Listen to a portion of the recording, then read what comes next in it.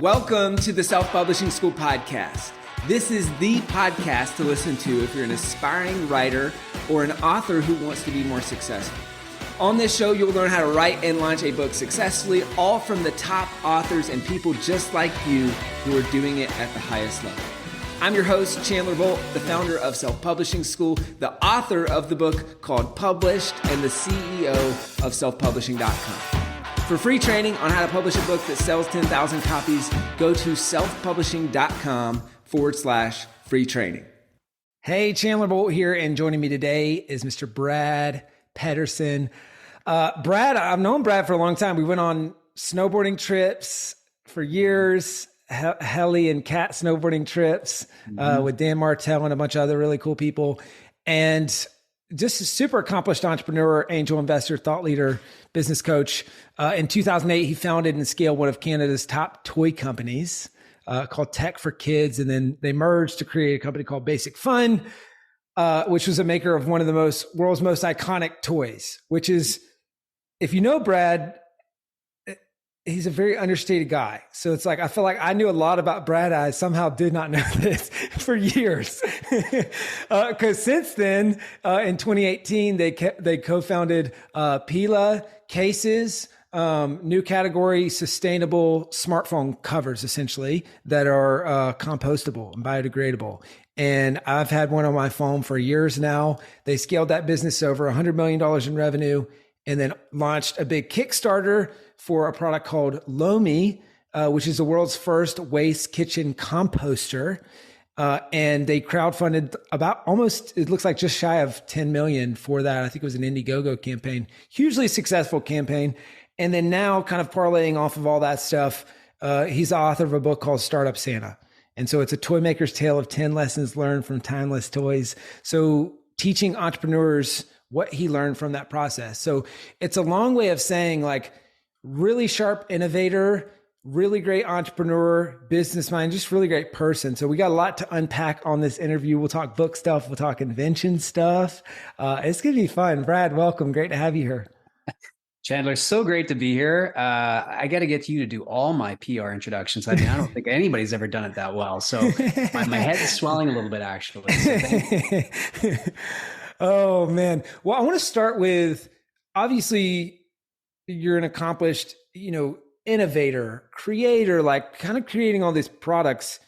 Why a book as your most recent, like, kind of quote unquote product, if you will? And how does this book fit in with your goals, with your business, all that stuff? Yeah, great question. The truth is, I actually didn't want to write a book. And there's kind of three reasons I didn't want to write a book. Number one is you just gave me this very storied introduction of all these highlight reel of my life. But the truth is, I'm an entrepreneur who has had a lot of failings, gone through bankruptcy, not only once, but 3 times. So I've seen some low lows when it comes to business. So I had some shame that I just was like, well, I don't think that there's a lot of value I can bring in light of some of those things that happened in my past. Secondly, it seemed incredibly daunting, like writing a book. I know about myself as an entrepreneur, I'm really good at starting things and finishing things. It's that messy middle that I don't do so well in. And this seemed like a lot of messy middle, and I can confirm it really is a lot of messy middle. It's there. True story. Yeah, true story. And third was, I already felt like the world was kind of noisy. There was a lot of other thought leaders and books and podcasts and things out there. Would anybody really benefit from having more people in the conversation? So where I landed was that, okay, I'm going to write a memoir, because in my 30 years as a toy maker, I need to kind of capture some of the stories, because it's been a bit of a story, Forrest Gump kind of story with some crazy things that have happened. I thought I just got to write this out and unpack some of the lessons from it. And kind of a crazy thing happened along the way. Number one, I discovered there's something called narrative therapy, where as you write, you actually process and you heal. And I actually found myself going through, in moments of writing my book, I was actually in tears, because I was just kind of reflecting and then like closing loops and, kind of thinking, just correlating my ideas. And this is what it meant and how I was letting it land on me in things that I just kind of like moved on from, but never really fully unpacked. Right. And then second is people like Dan Martell, friend of ours, said, "Hey, I hear you're writing something. Do you want to share it with me?" So share a chapter with him. And he comes back to me and says, Brad, he gives you that look, Brad, you'd be doing the world a disservice if you didn't share this. So with a little bit of encouragement from some of my peers, I said, okay, I'm going to turn this into a book that I want to, focus on founders, kind of twofold. Founders that are just starting out and, can, benefit from the wisdom of my wounds. And that would be my first sort of avatar for this. Mm-hmm. And the second is maybe some founders who've, got some battle scars and some wounds and maybe feeling a little fatigued and defeated. And that this would be something that they could relate to because they're not alone. I understand that I'm a subscribing member to that AA group.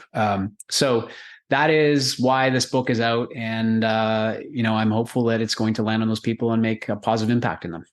That's cool. And so obviously the book is called Startup Santa. You talked about writing that for, entrepreneurs and, who have been through tough, challenging times, which is really synonymous with the word entrepreneur. It's like, who hasn't? Can you tell us about like kind of how did you decide? Because it feels like it's maybe, in some ways part memoir, but then also it's part like, hey, this is practical lessons learned. So how did you, I feel like that's something that often people struggle with. It's like, okay, I want to tell a book about my story, but should I just do the story part? Is it memoir? Is it nonfiction? Is it somewhere in between? Like, how did you land on that and what you feel like would be most helpful for the reader? Yeah, look, it's a creative process.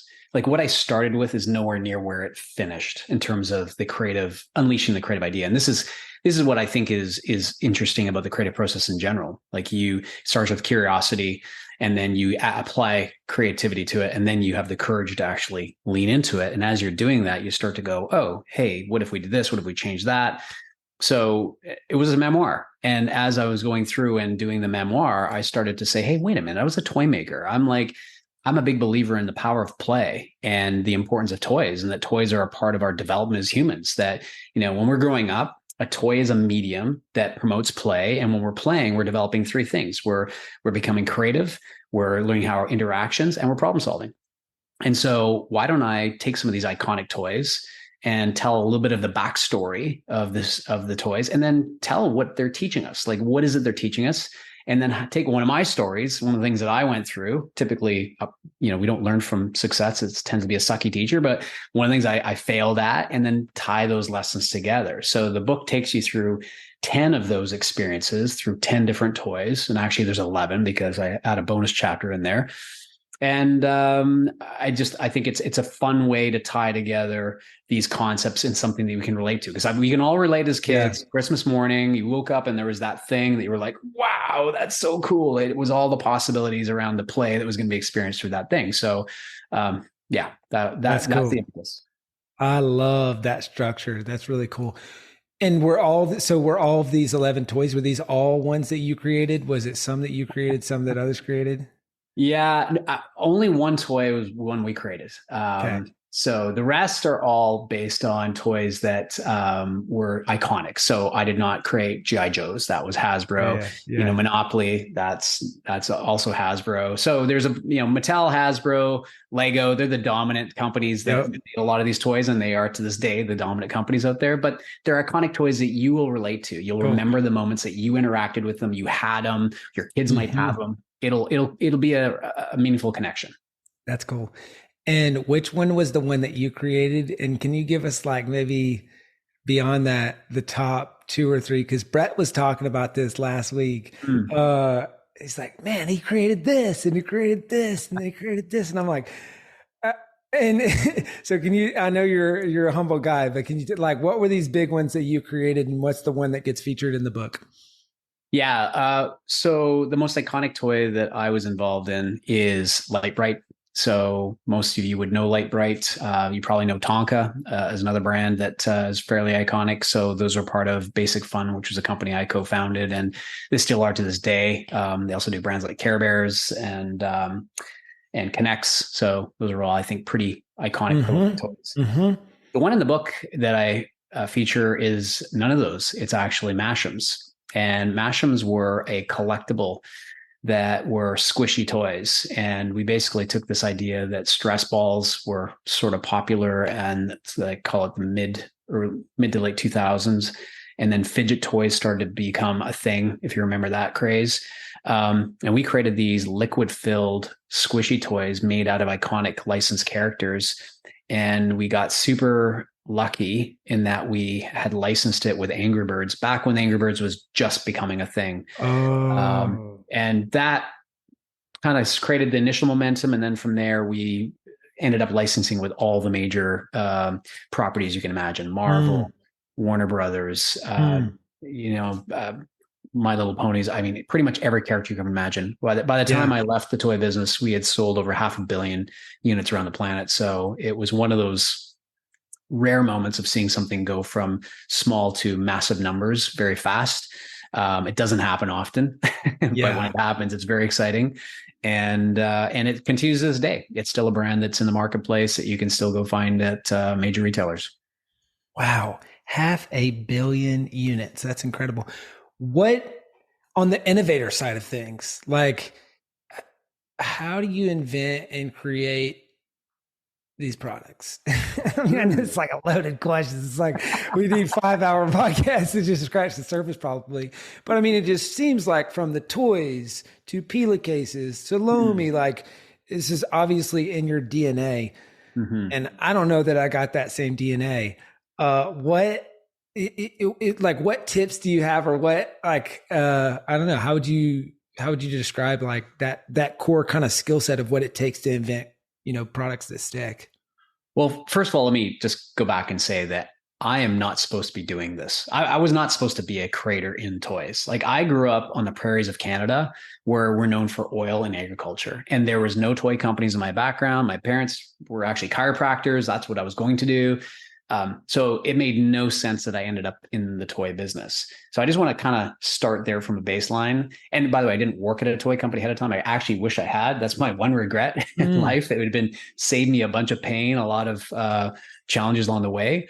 But I've come up with this sort of like framework that I call the Courage Flywheel. And the way I think about it, it starts with curiosity. We're curious about something. And as kids, we're designed to be curious, and to, we see a caterpillar on the ground, we see a leaf that is colorful, or something that just captures our imagination. That's the curiosity piece. And then when we spend time in curiosity, creativity flows out of that, because we start getting creative with what we could do and the possibilities of extending that. And I think that's part of our God-given imagination to project the future. Everything's created twice, first in our minds, and then we manifest it physically if we follow the third step, which is courage, the willingness to try, the willingness to lean in, to attempt things. And we got to be willing to suck before we can become successful. It's just, there is no other way around it. I mean, Michael Jordan had to be a poor dribbler before he could become a great dribbler, poor shooter before he could become an expert shooter. And that's just the way life is. You have to be willing to start small and not good until you eventually build mastery in it. But on the other side of courage, because you're probably going to make mistakes, you're going to face challenges. That's just guaranteed. And we were kind of joking about, like, entrepreneurship is like hard. And for those entrepreneurs who tell me they haven't seen hard things yet, I said, you just haven't lived long enough. It's coming. Don't worry, it'll find you. So challenges, which in turn, you can choose those challenges to actually define you or to refine you. And if they refine you, they build your character. And as your character develops and you build more grit, tenacity, wisdom as a result of that, that creates confidence. And confidence is what leads to more curiosity again. And that flywheel just continues to go around and around. And you just want to continue to grow what I call your courage flywheel, if you just do that enough times. So with toy creating, I mean, I started off in toy distribution. That was my start there. Somebody else made the toys. I just did the distribution. I crashed and burned that company. That forced me to reimagine and choose again. I went into toy manufacturing. Toy manufacturing required a completely different skill set, but I'd learned a few things in the initial company that I could then apply to the second company in terms of sales and marketing. And now I had to learn skill sets around design, manufacturing, development. And look, I think today it's never been easier than ever to be a creator. Like, the tools that are available to all of us today that are just open source, if you decide that you have an idea in your mind, if you're curious about something and your imagination can project something highly creative, it's never been an easier time to actually lean into that, to try and create something and use it. Like I used to have to spend $50,000-$60,000 on a prototype. Now you can go to a 3D printing lab and print something off for like a few bucks, like just to see if it might be cool. So it's the options and optionality have never been higher and greater for anybody who's a creator. That's good. I love that framework too. That's slick. So you said, I just want to make sure I got it right. You said curiosity, courage, challenges that build character, that build confidence, and then back into curiosity. Is that right? Close. You almost got it right. Curiosity leads to creativity, right? And this is, God-given, like we're called to be creators, right? From there, we have the courage, right? We then will face challenges, which then build our character. And if we work through that, it creates more confidence and clarity. Even you get out of 7th if you wanted, but I think 6 is good enough. And it just keeps coming around to give you curiosity again. So, hey, let's use that when we go snowboarding together, right? Yes. You're curious if you could actually do a big air, right? So then you get kind of thinking about, well, how would I have to position my body before I launch? Which side of the hit am I going to go straight off? Going to go to side angle? So then you apply that creativity. You have the courage to actually do it. The first time, you probably don't get it right. You maybe tomahawk.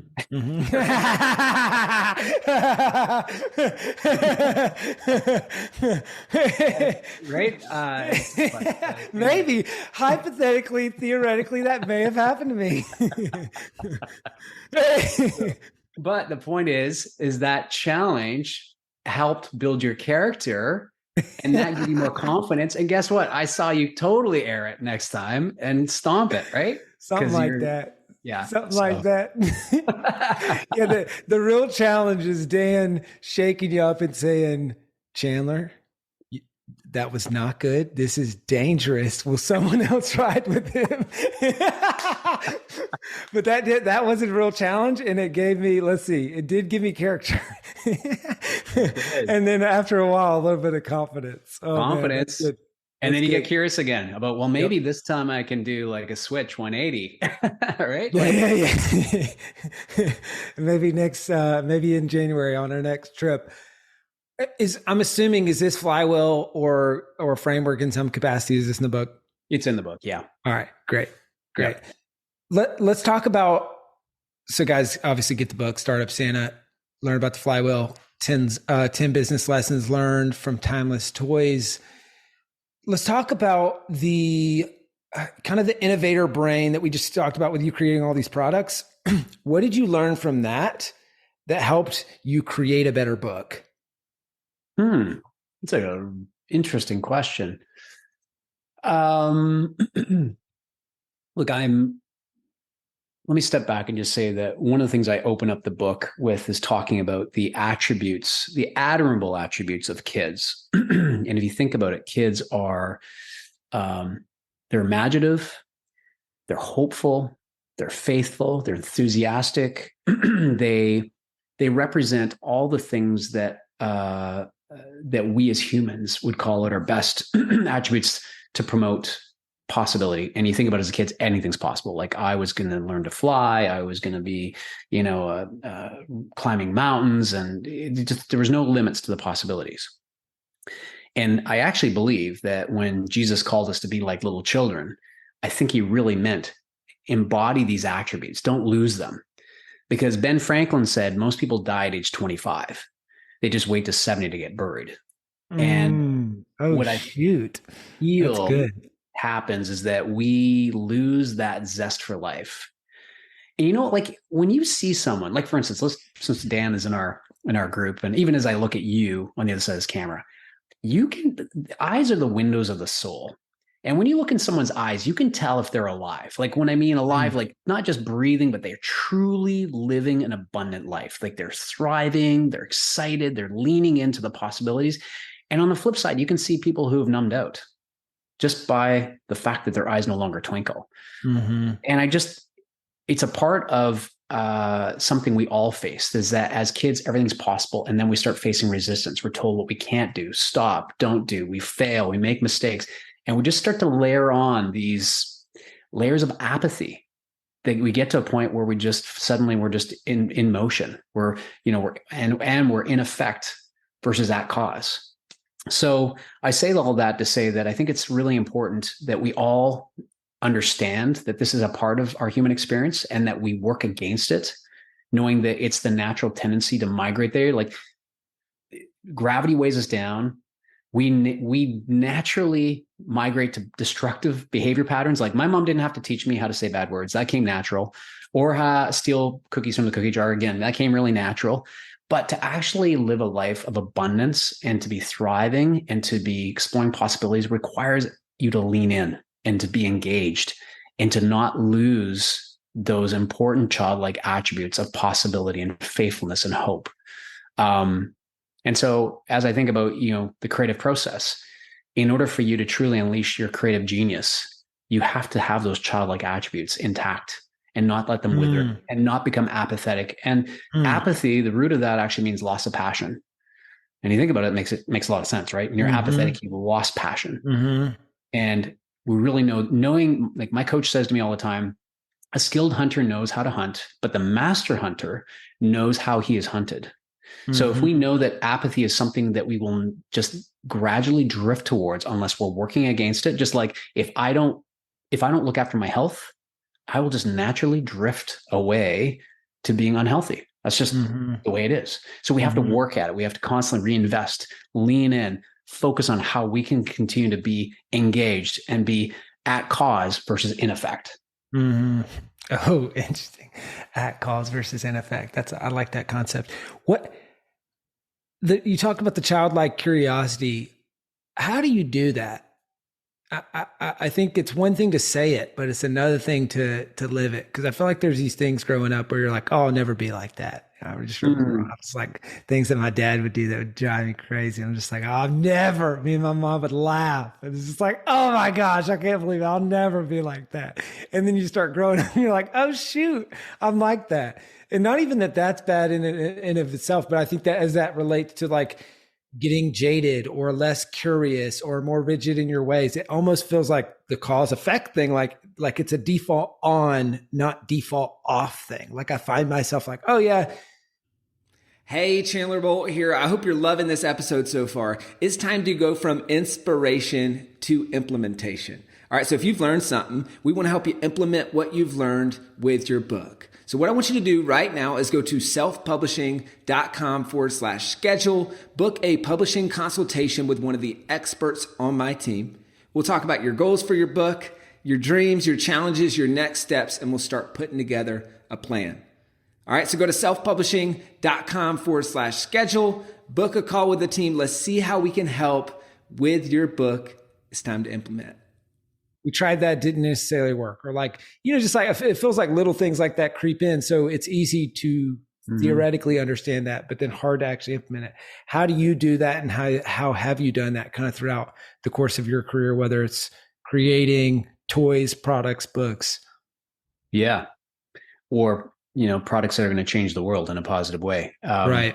Which, by the way, I use toy factories to make the products. So like the same people I worked with in creating toys are the same people who are involved in creating Pila Case as well as Lummi. But that's cool.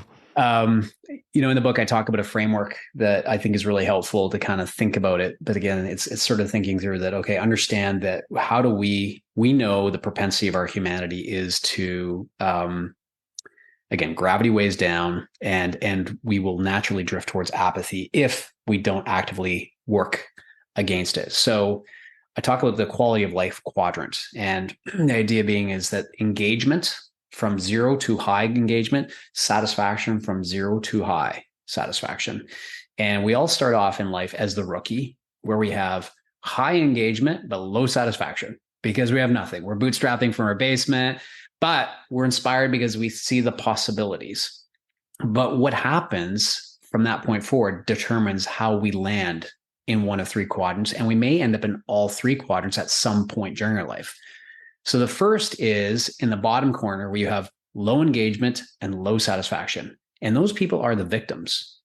And those are the people that are actually in effect. In other words, they are defined by what happens instead of refined by what happens. It's easier for them to blame a person or a situation for their circumstances in life than it is to actually take ownership. And the problem with that is that you actually give up your power to something or someone else. You are no longer, it's a nice excuse like, well, I am this way because of that, but you no longer have the power to actually make anything possible in your life.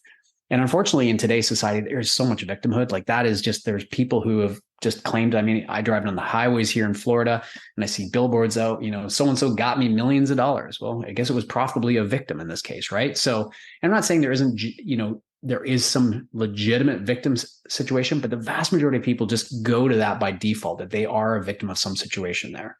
And those people suffer from what I call the 4Bs. They are blind to how they were involved in the process of landing where they are. They're begrudging other people because they see other people that it didn't happen to them. They're comparing. And when you compare, you despair. So they're comparing. So they're begrudging that person.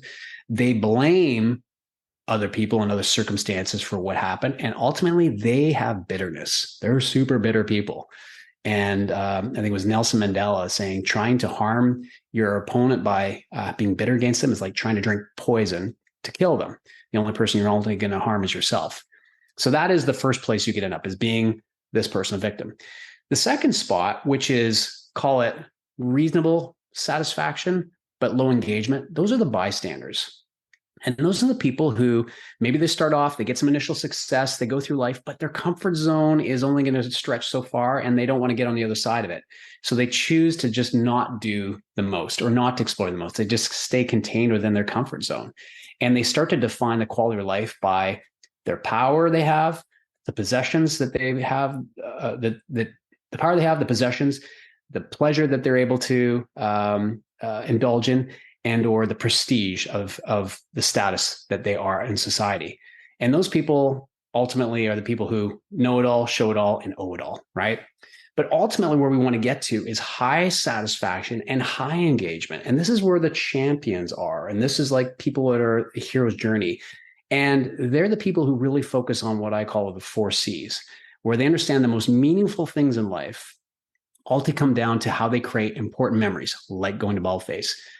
So they are thinking about, from the 4 C's, challenges, things that they overcame, running a marathon, doing a 360 on their surfboard, doing something that is truly a challenge you've been trying to, it's got high satisfaction to it, right?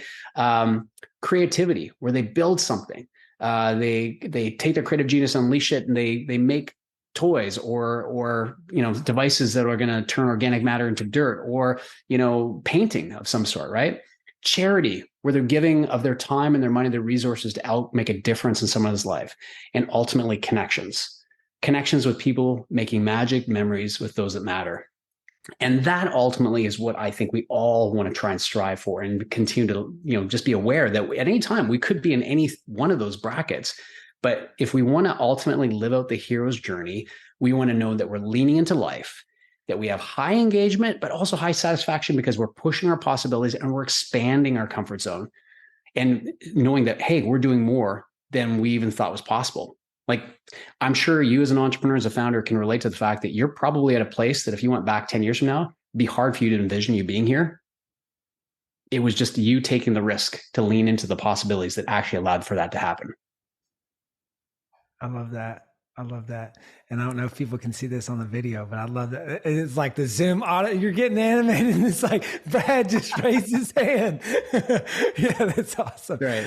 Oh man. I love all the frameworks. It's clear. And I think, you talked about narrative therapy. I've actually never even heard of that, but I just always joke that, writing a book is like free therapy. So maybe that's what you're talking about, is narrative therapy, actually, is probably what it's called, but it's just the therapeutic process of writing and creating. You work through all this stuff, but it also, I think a great benefit is it helps you create frameworks. And maybe this is just how you think, but it's just like, there's been 3, 4, 5 frameworks on this interview alone that I've thought to myself, that's good. And I can't help but wonder and think that maybe that got distilled and sifted throughout the creation process of this book, which I think is a really cool kind of benefit of going through the process. I can 100% confirm that that's true. Like, literally, yeah. The process of writing. Actually, I heard somebody say this before, and I can identify it. I write to learn what I think. And I'm like, yeah, I kind of relate to that. I was writing and I actually was processing, connecting, correlating ideas and learning what I actually thought about my thoughts, which was helpful. So, yeah. That's cool. I like that. What, Brad, couple final questions. We'll wrap up. We've got one, we got a new segment, y'all. We're bringing in questions from the audience. So this question is from Brooke. Says, as an entrepreneur myself, I'm curious, what was the most unexpected lesson that you learned from writing a book versus starting a business? And did any part of the book writing process catch you off guard or surprise you compared to launching a company? Yeah.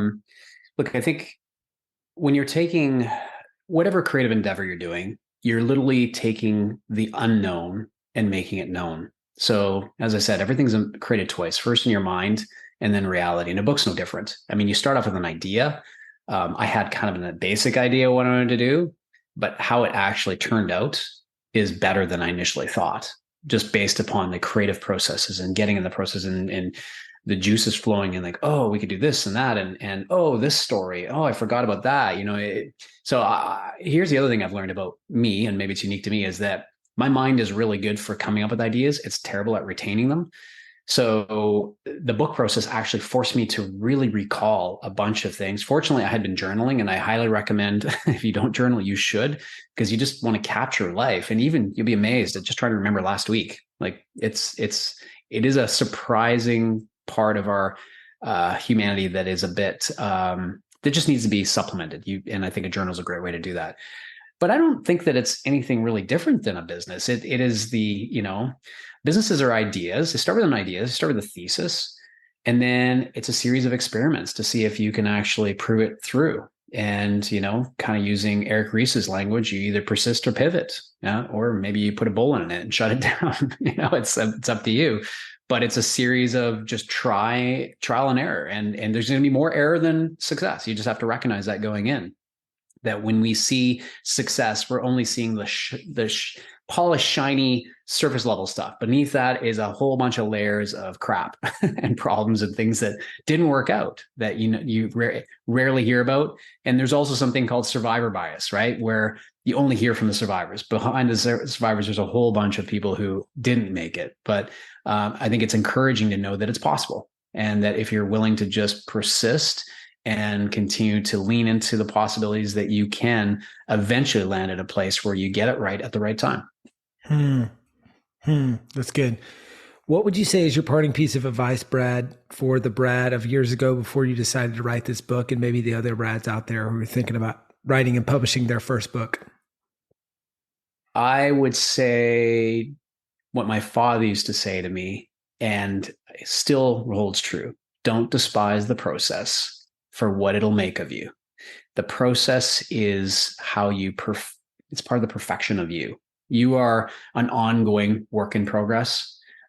We all are. I haven't arrived yet. Writing this book isn't like mean like I've got it all figured out. I'm still learning. In fact, I've got new ideas since this book came out that I'm still kind of like, oh, and or I'm changing some of my beliefs, even just in terms of new discoveries about myself and the way that the world shows up and I show up in the world. So don't despise the process. It is a part of you becoming.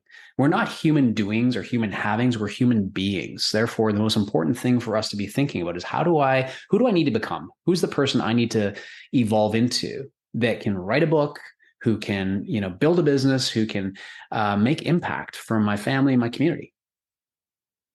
That's cool. Well, where can people, Brad, go to buy the book, to find out more about you, what you're up to, whatever would be most helpful? Sure. If you want to go and find out about me, you can go to my website, which is bradpedersen.com. And that's all E's as in echo and D's as in delta, because most people spell it wrong. So I'll just give you that as a quick shortcut. And the book is startupsantabook.com. And if you go there, the first chapter you can download for free. I also did a number of videos actually my pastor and we have a whole series of videos together that just unpack some of the lessons from each of the chapters. And I think it's a really, I think that some of those videos would be really helpful because it's telling the stories behind the story, like even going deeper into what happened. And he asked some great questions, some questions that actually at moments made me emotional and uncomfortable, which was actually the whole point. That's amazing. Well, guys, check out the book, startupsantabook.com. Obviously, the book, Startup Santa, it is just launched. By the time you are seeing this interview, it is officially live. It's been fun. We've been able to work with Brad on kind of the final mile of this book at selfpublishing.com. So if you're selfpublishing.com author, definitely buy Brad's book. We want let's support one of our own and let's blow this thing up. It's going to be really, really, really big and really, really good. So buy the book, share it with someone, startupsantabook.com. And then our new segment that we've got with questions live from the audience. If you want us to have one of your questions in a future episode, submit that. All you have to do is leave a comment on one of the episodes on our YouTube channel or leave a review on the podcast with your question. And that's how you can submit for the future. Brad, you're the man. This was a lot of fun. Thank you for being here.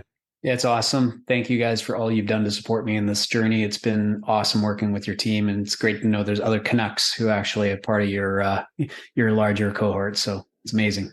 Well, hey, we're just getting started. As we talk about in the program and in my book, it's the 1 year launch, not the 1 week launch. So I know you're doing a lot. I know it's probably like the last thing you want to hear right now, being in like 50 bajillion podcast interview mode before the book launches. But we're excited to keep supporting you over the next year. And guys, grab a copy of the book. Thank you so much for watching or listening to this episode of the Self-Publishing School podcast. I know there's so many places that you can be spending your time. There's other podcasts that you could be listening to, YouTube channels that you could be watching. So thank you so much. It means the world. Now, I want you to do 3 things right now if you found this episode helpful. All right, number 1, I don't know if you know this, but we've got a YouTube channel. It's a companion channel to this podcast. All the video versions of the episode are on the YouTube channel. So number 1, subscribe to the YouTube channel. Number 2, if you're listening to this podcast wherever, whether this is Spotify, Apple Podcasts, number 2, I want you to subscribe to this podcast right now so you don't miss a future episode. And then number 3, this is probably the most important, leave a review on the podcast. All right, reviews are super important and help the podcast get discovered by other people. So number 3, leave a review on the podcast. Thank you so much. I'll see you in the next episode. If you're on the fence about scheduling a publishing consultation call with my team, maybe you're not quite ready for that, I've got some free training that I think will be really helpful for you. All right, all you have to do is go to register to sign up. Go to selfpublishing.com/free training. When you do, you're also going to get a free digital copy of my new book published. And on that training, you're going to learn the next steps, so how to implement with your book. So how to write, how to publish, how to launch successfully. So go to register right now at selfpublishing.com/free training. I'll see you there.